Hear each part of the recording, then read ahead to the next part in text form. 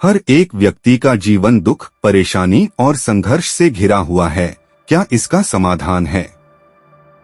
हर एक व्यक्ति के जीवन में ऐसा क्यों है? ऐसा इसलिए है क्योंकि हम कहीं न कहीं अपने मन के मैल को, मन के कीचड़ को साफ नहीं रख पाते हैं। यूं कहें तो उसका सही समाधान नहीं निकाल पाते हैं। खैर चलिए मैं आपको एक कहानी सुनाता हूँ। शायद आपको इस कहानी से इस सवाल का हल मिल जाए। महात्मा गौतम बुद्ध के समय की बात है। एक गांव में एक किसान अपनी पत्नी और 2 बच्चों के साथ रहता था। वह किसान बहुत ही ज्यादा परेशान रहता था। अपने 2 बच्चों और पत्नी की जरूरतों को पूरा नहीं कर पाता था। शायद यही उसकी परेशानी की सबसे बड़ी वजह थी। समय बीतता गया, उसकी परेशानियां परिवार की जरूरतों के साथ बढ़ती ही जा रही थी। वह दिमाग से और मन से बहुत अशांत रहने लगा था। कहीं न कहीं वह बहुत ज्यादा दुखी हो गया था अपने परिवार की जरूरतों को नहीं पूरा कर पाने की वजह से। एक दिन उसने यह फैसला लिया कि वह अपने घर को, अपने परिवार को, अपने बच्चों को छोड़कर कहीं दूर चला जाएगा। अंततः वह मनहूस दिन और काली रात आ गई जिस दिन वह अपने परिवार को, अपने बच्चों को, अपनी पत्नी को छोड़कर घर से कहीं दूर चला गया।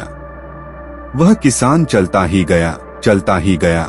रात से सुबह हो गई, सुबह से फिर दोपहर, दोपहर से शाम, शाम से फिर रात, फिर सुबह हो गई।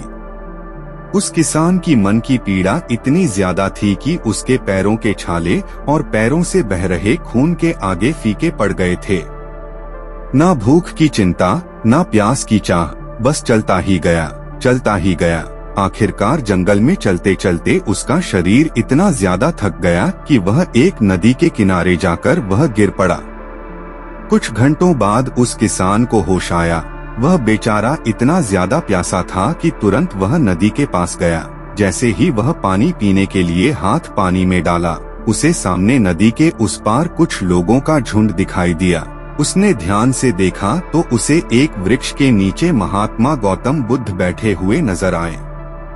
वह तुरंत दौड़ के उनके पास गया और उनके पैर पर गिरकर बोला कि हे महात्मा, हे भगवान गौतम बुद्ध, मुझे अपनी शरण में ले लीजिए, मुझे अपना शिष्य बना लीजिए। महात्मा गौतम बुद्ध के शरण में आया हुआ कोई भी व्यक्ति खाली हाथ वापस नहीं जाता। यह किसान तो केवल उनका शिष्य बनना चाहता था। महात्मा गौतम बुद्ध जी ने उसकी मनोदशा को देखते हुए उसे अपना शिष्य बना लिए। बैठी हुई सड़ी गली पत्तियां, मिट्टी उस शांत पानी में मिलकर एक कीचड़ का रूप ले लिए थे। ठीक इसी प्रकार से हर एक व्यक्ति के जीवन में तरह तरह की समस्याएं, परेशानियां और कठिनाइयां आती है, जिसके वजह से हमारे मन में हलचल सी मच जाती है। हमारा दिमाग और मन अशांत हो जाता है। तत्पश्चात हम कोई गलत निर्णय अर्थात फैसला ले लेते हैं।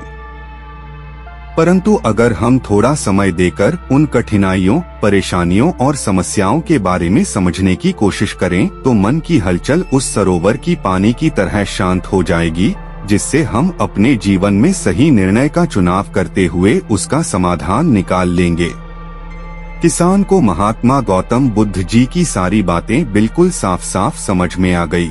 उसे यह भी समझ में आ गया कि उसके परिवार में आई हुई सारी परेशानियां, दिक्कतें और जिम्मेदारियां भी इसी सरोवर के सड़ी गली हुई पत्तियों और मिट्टी रूपी कीचड़ की तरह ही हैं। बस जरूरत है थोड़ा समय निकालकर मन को शांत करते हुए उन परेशानियों, दिक्कतों के बारे में समझने और उसका समाधान निकालने की। दोस्तों, समय के साथ साथ हर एक इंसान की जरूरतें बढ़ती ही जाती है। हो सकता है किसी की जरूरत कम हो सकता है किसी की जरूरत ज्यादा हो, लेकिन हमें उन जरूरतों को पूरा करने के लिए मेहनत तो करना ही पड़ता है। हाँ, यह जरूर है कि मेहनत करते वक्त हमें बहुत सारे कठिनाइयों और समस्याओं का सामना करना पड़ता है।